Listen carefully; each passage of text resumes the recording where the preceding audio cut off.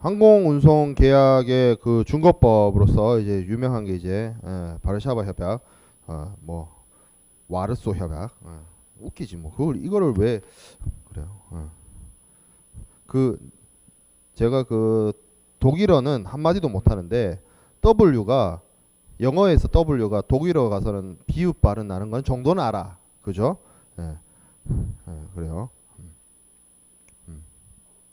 자, 폴란드는 뭐 독일하고 같은 나라는 아니지만 독일어권이었죠. 독일의 영향력이 있던 나라였으니까.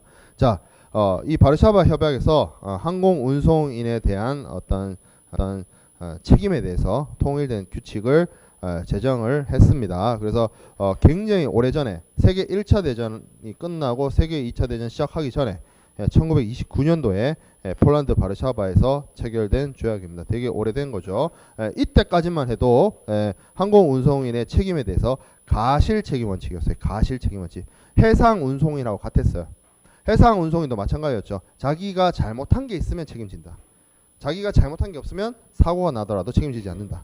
그거죠. 그래서 항공운송 중에 사고에 대해서 무제한의 책임을 지는 것이 아니고 일정한 책임 한도를 두고 책임 한도액은 이 당시에도 골드 프랑을 썼는데 그 이제 골드 프랑이란 게 그 당시에 이제 그 금보니 프랑을 얘기를 하는 건데 해상 운송보다는 좀 많긴 많았어요. 뭐 사람당으로 쳤을 때는 12만 5천 골드 프랑, 그리고 화물에 대한 것은 1인당 5천 프랑, 5천 골드 프랑, 그리고 뭐 화물에 대한 책임 한도액은 1kg당 250 골드 프랑, 뭐 100 프랑보다 높으니까 많은데 이때까지만 해도 항공 운송에서 가실 책임 원칙이었다. 그리고 그 밑에 단락은 뭐 고의 가실을 하게 되면 이 책임 한도액을 원용을 할 수 없다는 내용들이 담겨져 있습니다.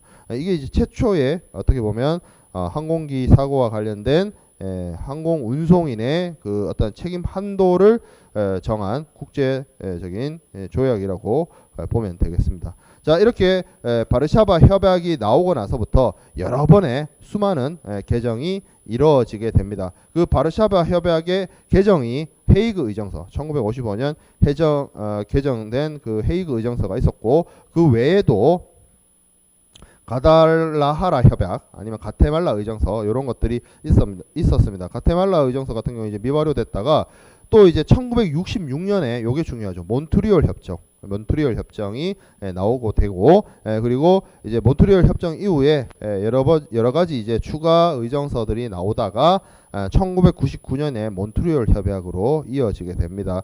요 대충 내용을 좀 살펴보면 헤이그 의정서는 바르샤바 협약의 개정판 그런 것들. 자, 그리고 가달라하라 협약은 헤이그 의정서의 또 보충 뭐 계약 운송인과 실제 운송인의 뭐 적용되는 의무와 관련돼서 여기서 규정을 했고요. 자, 그리고 몬트리올 협정이 중요한데 1966년에 몬트리올 협정에서 어떻게 했냐라고 하면 여기서 사실상 여객에 대해서 항공 운송인에 대한 책임을 무가실 책임주의로 적용을 하게 됩니다. 가실이 있고 없고 상관없이 사고가 나면 책임을 진다라는 거죠. 그런 것들이 이제 지금 현재 항공운송은 사실상 이 무가실 책임주의에 따라서 영향을 받고 있는데 그 시작이 1966년 몬트리올 협정이었습니다. 자, 그리고 가테말라 의정서의 경우에는 항공운송인의 책임에 대해서 무가실 책임주의를 가는데 지연 화물에 대해서는 가실 책임주의를 채택한 것입니다. 자, 그리고 몬트리올 추가 의정서 아까 보면 뭐 1, 2, 3, 4 기정이 있었다고 하는데 1975년도 제1 추가 의정서에서 운송인의 책임 한도액을 요때도 비슷한 시기에 헤이그 비스비도 SDR이 도입됐어요. 책임 한도에. 그래서 항공운송에서도 SDR이 도입됩니다. 운송인의 책임 한도액을 IMF의 특별 인출권인 SDR을 도입을 해서 표기를 하기로 시작을 했어요. 그리고 96년에 국제항공운송협회의 협정, 이게 IATA입니다. IATA. 여기서 이제 자기들끼리 항공사들 간에 뭐 여객 사망이라든지 부상 시 책임 한도액을 바르샤바 협약상의 책임 한도액을 쓰지 않고 뭐 따로 피해 여객의 실손해액 의 배상 산정을 하도록 하는 뭐 협정을 맺게 됩니다. 그 이후에 몬트리올 협약 1999년에 몬트리올 협약은 국제 항공 운송에 있어서 통일된 운송인의 책임 제도를 규율하기 위해서 제정된 것이 몬트리올 협약입니다. 몬트리올 협약이죠.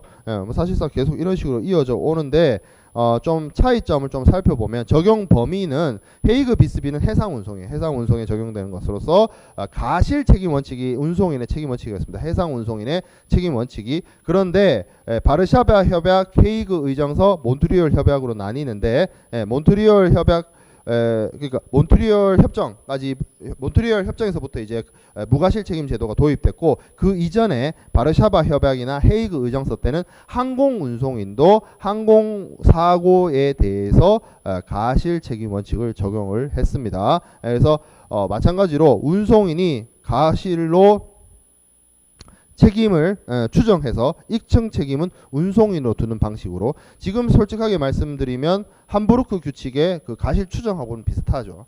그래서 어찌됐든 운송인이 잘못한 게 있으면 거기에 대해서만 책임을 진다라는 거였어요.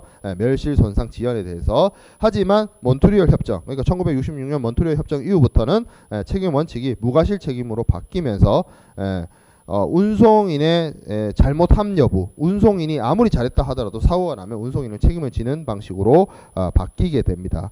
지연에 대해서만 이제 뭐 가실 책임 적용을 하고, 그래서 쭉 보면 면책 사유가 있는데, 이 무과실 책임주의라고 해서 무조건 화물에 대한 책임을 항공 운송인한테 지우는 건 아니에요. 면책 사유가 있긴 있어요. 면책 사유가. 그거 좀 살펴보겠습니다. 자, 헤이그 비스비 규칙. 해상 운송의 선화증권 통일에 관한 국제 협약인 헤이그 비스비에서는 17가지 면책 카탈로그를 규정해서 해상 운송인의 면책을 주장을 하고 있었죠. 그래서 항해 가실 면책, 하재, 뭐 아니면 이제 해상 고유의 위험, 전쟁, 동맹 파업, 고유의 물품 고유의 하자, 이런 것들에 대해서 17가지를 규정을 해서 면책 카탈로그로서 해상 운송인을 면책시켰습니다.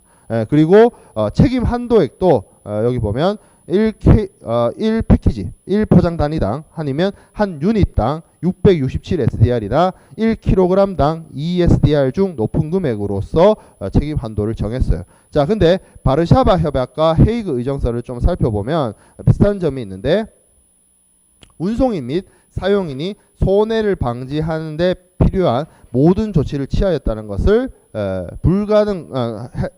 모든 조치를 취했다는 것, 그리고 그러한 조치가 불가능하다는 것을 입증했을 때 면책이 됩니다. 그러니까 운송인 잘못으로 보는데 운송인이 내가 이것을 최선을 다했다, 손해를 방지하기 위해서 최선을 다했다는 것을 입증하면 면책이 되는, 그래서 함부르크 규칙의 가실 추정 원칙하고 유사하다라고 생각을 해보면 돼요. 그리고 책임 한도는 옛날 거예요. 이거 1929년 뭐 이랬잖아요. 그때라서 그 근본위 화폐를 쓸 때라서 뭐 250프랑 뭐 이렇게 정해져 있었습니다. 자, 하지만 몬트리올 협약에 와서는 화물 고유의 하자, 화물 고유의 흠결, 그리고 이런 것들에 대해서는 면책됩니다. 그러니까 무과실 책임 원칙, 운송인이 잘못했고 잘했고 상관없이 운송인의 책임을 져주는데 화물 그 자체가 하자가 있던 거예요. 이것까지 운송인한테 책임지라 하면 좀 너무 가혹하죠. 그런 것들의 경우에는 면책이 됩니다. 마찬가지로 포장의 결함, 포장을 잘못한 것 가지고 운송인한테 어떻게 하라는 거죠. 자, 그리고 전쟁 어떻게 운송인이 책임져? 항공 운송인이. 이런 것들에 대해서까지는 운송인에게 책임을 지우지 않고 운송인 면책을 두고 있습니다. 자, 그리고 책임 한도액도 보면 화물의 경우에는 1kg당 17 SDR이에요. 17 SDR. 굉장히 높은 숫자입니다. 자, 그리고 여객에 있어서는 10만 SDR, 10만 SDR. 엄청 높은 거죠. 그래서 여객의 책임 한도는 사람의 생명과 관련된 거기 때문에 굉장히 높게 잡아놨습니다. 뭐 제소기간의 차이는 헤이그 비스비는 1년, 바르샤바부터는 2년. 그러니까 항공운송에서는 처음부터 2년이었던 거죠. 자, 여기까지가 항공운송의 국제 협약이었고, 뭐 세부적인 내용, 항공운송 뭐 몬트리올 협약이나 몬트리올 협정 아니면 바르샤바 조약의 협정에 관한 그 원문 내용을 학습할 필요성이 있느냐, 뭐 물어볼 수 있는데 사실 그래요. 뭐 학습의 어떤 의의나 필요성이 많이 없을 것 같아요. 그래서 차라리 다음 시간에 공부하게 될 거는 로텔담 규칙을 좀 볼 겁니다. 차라리 학문적으로 아니면 시험 준비적으로 여러분들한테 로텔담 규칙을 한번 보는 게 낫지, 항공운송 관련된 국제협약의 원문을 살펴보는 건 그렇게 큰 메리트가 없을 것 같아요. 그래서 지금 이제 뭐 시험 공부적으로는 이런 국제협약이 있고 이런 국제협약에서 이제 뭐 어떤 책임 한도나 책임 방식이 이런 식으로 적혀져 있다 정도로만 체크하면 될 것 같습니다. 자, 이어서 육상운송이에요. 육상운송 뭐 한 조금 할 거예요. 안 할 수는 없으니까. 그래서 육상운송은 크게 두 가지가 있죠. 도로운송, 공도를 이용해서 차량을 이용하는 국제 도로 운송이 있을 수 있고, 또 국제 철도 운송이 있을 수 있습니다. 궤도, 철도 궤도를 이용해서 기차를 이용을 하는 국제 철도 운송이 있을 수 있어요. 사실상 두 가지 다 우리나라에서는 불가능하다라는 거죠. 자, 도로 운송의 장점은 하나의 차량, 운송 차량을 이용을 하는 것이기 때문에 도어 투 도어 서비스가 가능을 합니다. 실제로 그리고 우리나라에서 국제 육상 운송은 일어나지 않지만 국제 해상 운송이나 국제 항공 운송에 연결되어서 복합 운송으로서 공항이나 항만으로부터 공장이나 창고에 이르는 구간의 운송은 이 도로 운송이 담당하게 되죠. 물류회사들, 소위 말하는 물류회사들이 이런 역할을 담당하게 되죠. 하지만 단점은 이게 컨테이너를 아무리 많이 실어봐야 컨테이너 하나밖에 못 옮겨요. 트럭 한 대가. 그래서 비용도 많이 들고 기간적으로도 뭐 많이 대량 수송하기에 부적합하죠. 도로의 경우에는 차 한 대가 컨테이너 한 대밖에 못 옮기잖아. 배는 8,000개씩 옮기는데. 그죠? 그런 차이점이 있다. 자, 국제 철도 운송입니다. 장점은 육상에서 대량 운송이 가능합니다. 철도 개차에다가 뒤에 연결만 하면 많이 실을 수 있죠. 많이 옮길 수 있죠. 물론 선박에 비하면 그 운송할 수 있는 컨테이너의 숫자가 제한이 되긴 합니다만 도로 운송에 비하면 많이 옮길 수 있다. 단점은 뭐가 있을까요? 도어 투 도어 서비스가 안 되죠. 육상 운송하고 다르게. 왜냐하면 기차라는 것 자체가 궤도가 깔린 곳만 다닐 수 있잖아. 역과 역 사이. 결국에는 철도 운송을 하게 되더라도 결국에는 트럭에 옮겨 실어야 되는 문제점이 생겨요. 그런 단점이 있을 수 있다는 겁니다. 도로 운송과 철도 운송. 자, 그래서 이 육상 운송 관련된 준거법을 살펴보면 CMR 조약 그리고 CIM 조약이 있습니다. 그래서 여기 보면 Convention on the Contract for the International Carriage of Goods by Road. 그래서 CMR 조약이라고 합니다. 1980년에 발효가 됐고 중요한 점은 운송인의 책임 한도가 1kg당 8.33 SDR이에요. 그래서 지난 시간에 우리 MT 조약이나 웅쿠다드 ICC 통일규칙에서 해상 내수로 구간이 없을 때 적용하는 운송인의 책임 한도액이 어떻게 된다? 킬로그램당 8.33 SDR이 된다고 했을 때 그 근거가 여기 있어요. 여기서 도로 조약이 8.33 SDR이다. 자, 그리고 CIM은 이제 국제 철도 물품 운송 조약입니다. 그래서 1952년도에 나왔다가 1980년도에 새롭게 개정이 됐습니다. 그래서 Convention Concerning International Carriage by Rail이라고 해서 CIM이라고 사용을 합니다. 그래서 여기서는 이제 운송인의 책임 한도를 살펴보면 총 중량당 킬로그램당 17 SDR 항공 운송하고 같죠. 항공운송의 몬트리올 협약에 킬로그램당 17 SDR하고 같습니다. 철도하고 항공은 책임 한도액이 운송인의 책임 한도액이 같다라는 거죠. 그래서 시정시장 통일규칙 24조에 가보면 이 도로, 철도, 운송 서류의 은행의 수리 요건이 달려 있어요. 사실 신형시장 통일규칙과 관련된 운송 서류 수리 요건 많이 살펴봤습니다. 그래서 대략적으로 살펴보면 명칭에 관계없이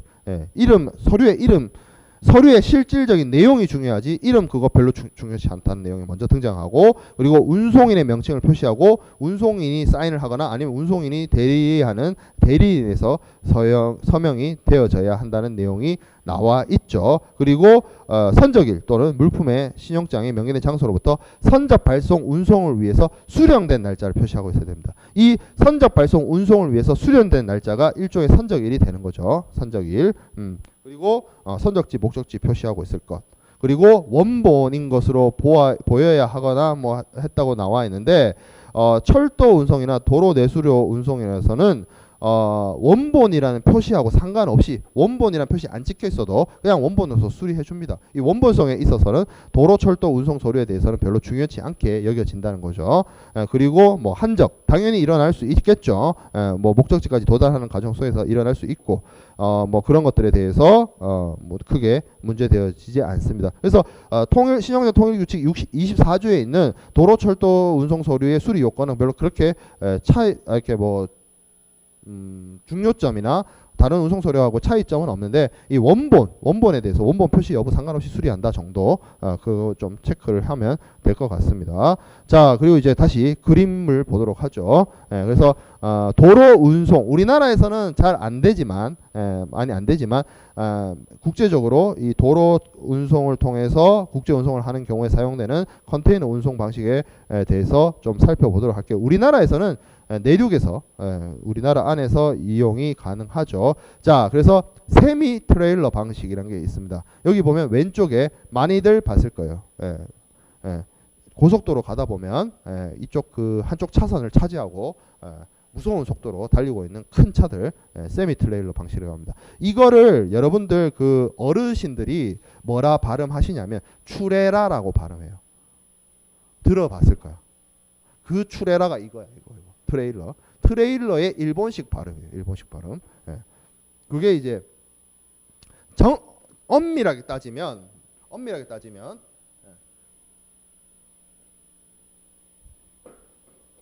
지금 좀 유식한 머리, 그러니까 대가리가 아니고 머리, 차에 머리 있죠. 머리 이렇게 있고 이렇게 있고 연결돼요. 연결이 됩니다. 이렇게 되고. 그럼 요 앞부분을 트랙터라고 해요. 트랙터. 요 뒷부분을 트레일러라고 합니다. 트레일러. 이거구나.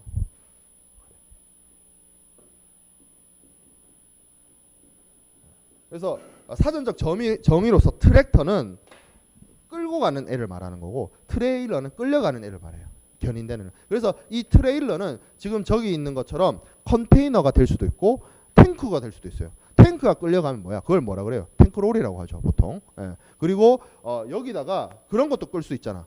그 요새 유행하는 거 있죠. 캐러반. 이동용 캠핑 할 수 있는 그 이동식 주택. 그런 것도 또 끌 수 있어요.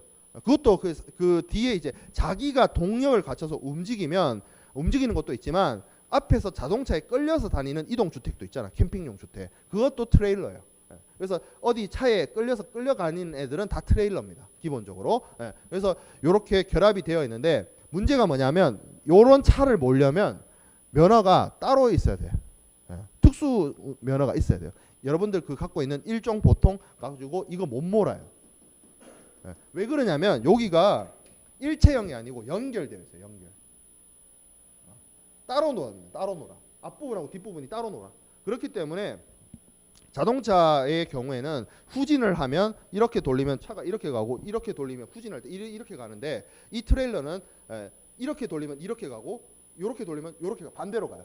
일반 차량보다. 이게 이렇게 따로 놀기 때문에 문제가 된다. 이게 쉽게 말하면 할 수 있는 사람은 할 수 있는 거예요. 차도 크기 때문에. 버스보다 더 크죠. 저런 트레일러들이.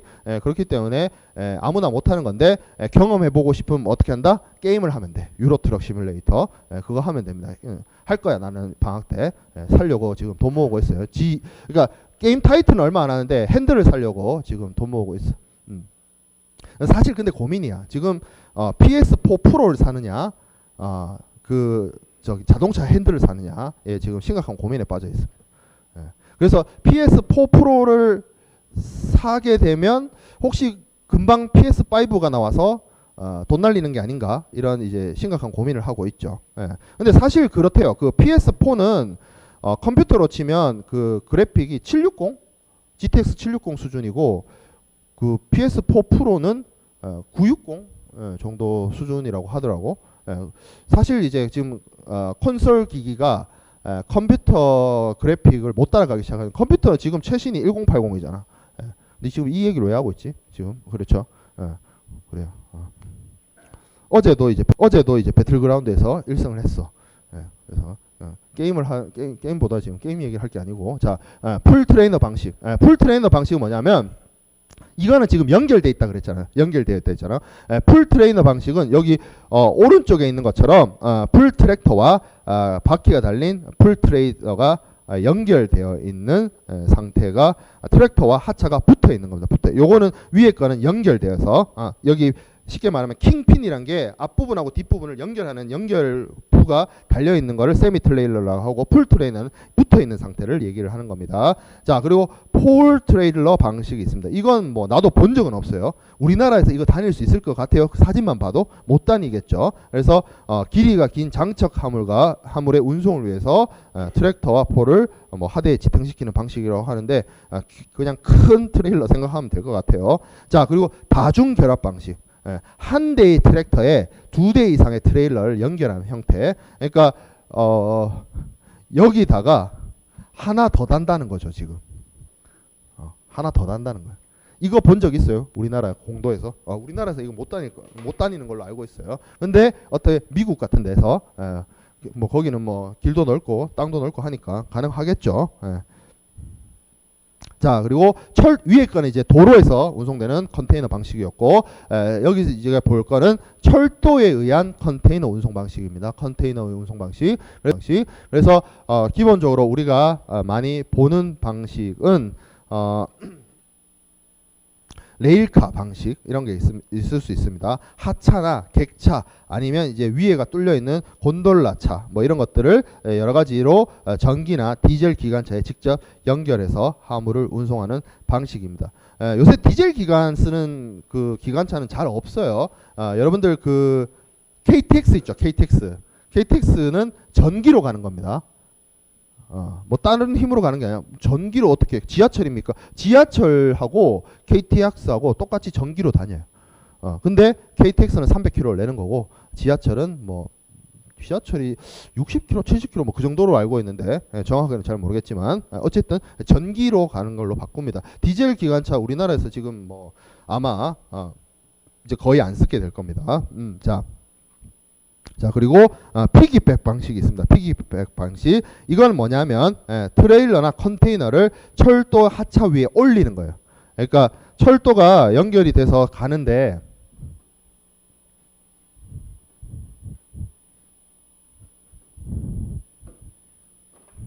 철도 하차가 이렇게 있으면 궤도가 있고, 여기 위에 컨테이너를 이렇게 실는다는 거죠. 컨테이너를. 이걸 이제 피기백 방식이라고 하는데, 쉽게 말해서 하차를 대지 등에 적재한다라고 해서 피기백이라고 합니다. 이 피기백하고 비슷한 게 어디냐면 여기 피기백에 관련된 내용이 나와 있죠. 그래서 트레일러와 컨테이너를 철도의 하차 위에 적재해서 운송하는, 그러니까 도로와 철도가 연결되어서 운송되는 것을 피기백이라고 합니다. 그리고 밑에 보면 PC백이 있고 버디백이 있어요. 그건 뭐냐면 결국에는 도로로 운송한 컨테이너를 선박에 적재하는 것을 선박에 물고기 등에 태운다라는 이름으로 해서 PC백이라고 하고, 버디백은 트레일러로 운송된 컨테이너를 항공기에 실는다라고 해서 버디백이라고 합니다. 그래서 이런 것들이 이제 도로와 철도, 도로와 해상, 도로와 항공이 연계되어 있는 겁니다. 자, 그리고 피기백의 방식을 좀 살펴보면 여기 보면 TOFC, COFC가 있어요. 그래서 TOFC부터 보면 트레일러 온 플랫카라고 해서 무게 하차 위에 트레일러를 그대로 올리는 거죠. 컨테이너가 적재된 트레일러를 무게 하차 그대로 위에 적재하는 거예요. 그래서 쉽게 말하면 요 뒷부분 있죠. 트레일러. 요거 앞에 트랙터를 떼면 바퀴가 달린 상태로 그대로 있거든. 요걸 들어서 그대로 실는 거예요. 그러면 이 무게 하차 요 밑에 보면 바퀴 끼우는 데가 있어요. 이런 식으로 하는 거. 이런 식으로 하는 게 TOFC입니다. 트레일러를 그대로 플랫카, 그러니까 그 기차의 무게 하차 위에 그대로 얹는 거, 이거를 TOFC라고 하고, 자, 그리고 COFC가 있습니다. 이거는 쉽게 말해서 컨테이너 온 플랫카. 그래서 컨테이너를 분리해 가지고 트랙터에서 여기 트레일러에서 여기 컨테이너를 분리해가지고 여기다가 기차 위에다가 얹는 방식을 COFC라고 합니다. 요게 이제 쉽게 말해서 도로와 철도가 연계되어서 도로 운송의 가장 큰 장점이 도어 투 도어였고 철도 운송 서비스의 단점이 역과 역 사이밖에 못 다닌다고 했기 때문에 역에서 그러면 공장이나 창고까지 운송은 뭐가 해야 된다 그래서 도로 운송이 담당을 해야 되는 거야. 그러면 이런 방식들이 나오는 거죠. 나오는 거죠. 철도와 도로의 연계. 자, 그리고 2단적 열차가 있습니다. 2단적 열차. 우리나라에서는 불가능해요. 그 철도 하차 위에 컨테이너를 2단으로 적재하는 방식입니다. 2단으로 적재하는 방식. 지금 우리나라의 그 철도 시스템이란 게 언제 만들어졌는지 알죠? 경부철도가 그 일제강점기 때 만들어졌잖아. 그때 만들어졌기 때문에 그때 만들어진 터널 이런 것들이 그대로 남아 있어가지고 컨테이너를 2층으로 쌓을 수가 없어요. 만약에 KTX 선로를 화물 운송으로 활용하진 않겠지만 그러면 가능해. 왜냐면 KTX 선로는 보통 이렇게 위에 뚫린 상태로 높은 교량 위로 이렇게 다니는 경우가 많아서 가능을 할 수 있을 텐데 예전에 만들어진 그 철도길, 옛날 그 경부고속철도, 경부철도, 경부선 철도, 그 철도 자체는 옛날 방식으로 만들어져서 이런 식으로 컨테이너를 2층으로 쌓고 올라갈 수가 없습니다. 자, 그리고 뭐 철도 도로 겸용 시스템이 있는데 철도 차륜과 도로 주행용 타이어를 같이 갖고 있는 애야. 혼종이지. 이런 애들 없습니다. 우리나라엔. 뭐 있긴 있겠죠. 어딘가엔 쓰이겠죠. 우리나라에는 없다. 자, 그리고 자, 그래서 뭐 사진 좀 더 보고 수업을 마칠 텐데, 자, 보다시피 이제 기관차입니다. 기관차 하차의 동력을 제공하는 철도 차량이라고 하는데 지금 현재 KTX는 전기의 힘으로 가는 거예요. 지금 KTX를 가는 거를 혹시 옆에서 구경하다 보면 이렇게 교량으로 많이 가죠. 도심지를 벗어나면. 그러니까 서울이나 대전이나 대구나 이렇게 도심으로 들어가면 이제 일반 그 도심으로 다니는데 이 도심을 벗어나면 시골 같은 데를 가면 이렇게 교량으로 세워서 많이 가요. KTX가. 근데 가보면 여기 이렇게 줄이 쳐져 있어요. KTX가 이 사이로 다닙니다. 전기의 힘으로 가는 거죠. 이 전선이 KTX한테 전기를 공급을 해주는 거죠. 전기의 힘으로 그 큰 기차가 300km 이상으로 간다는 것 자체가 기술이죠. 고속철도의 기술이죠. 그래서 하는데 그러면 이제 그 KTX 앞에 달린 그 기관차는 뭡니까? 운전하는 거, 운전. 그리고 사실상 그 운전의 의미가 뭐예요? 위험한 게 나타나면 차 세우는 거 역할이 제일 중요해요. 사실은 KTX는 운전을 왜냐하면 철도라는 게 운전하고 다르잖아. 그 정해진 궤도를 가는 거죠. 정해진 궤도를. 그렇기 때문에 그 기관사가 하시는 일 중에서 가장 중요한 게 앞에 뭐가 나타났을 때 차 급정거시키는 거.